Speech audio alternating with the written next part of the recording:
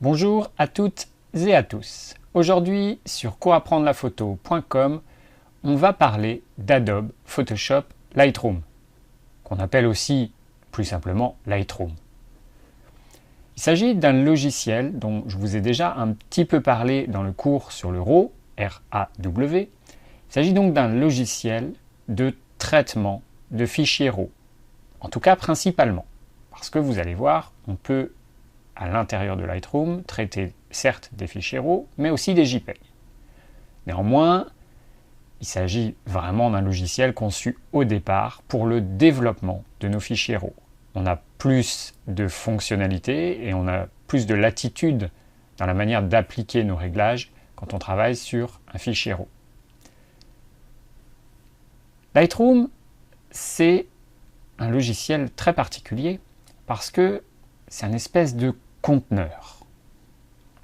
Les Anglais parlent de workflow, dans le sens où c'est un logiciel dans lequel on importe ces images, et ensuite à l'intérieur, on va effectuer une série de manipulations.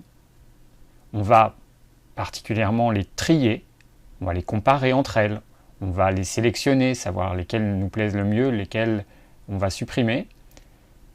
Dans un deuxième temps, on va pouvoir appliquer des réglages, changer la balance des blancs, l'exposition, pas mal d'autres réglages. Vous voyez, il y a une série de panneaux quand même assez importante dans ce logiciel.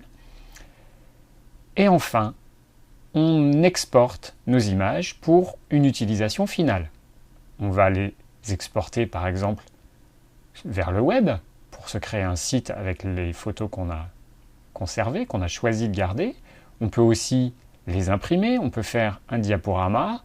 Vous verrez, il y a aussi des fonctionnalités basiques d'export en JPEG qui vous permettront, par exemple, d'envoyer vos photos par email.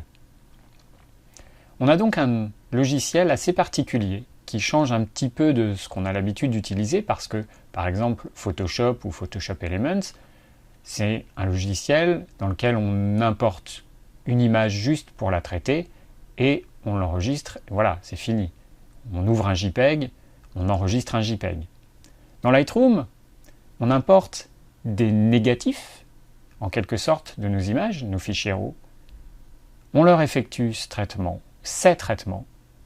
et à la fin, quand on a fini notre travail, on exporte tout ça vers un autre format, plus adapté à ce qu'on veut faire au final de l'image. Vous vous en doutez, la première étape, la plus logique, c'est donc d'importer nos photos, parce qu'elles sont sur notre carte mémoire ou dans un dossier de notre disque dur, les importer dans ce logiciel.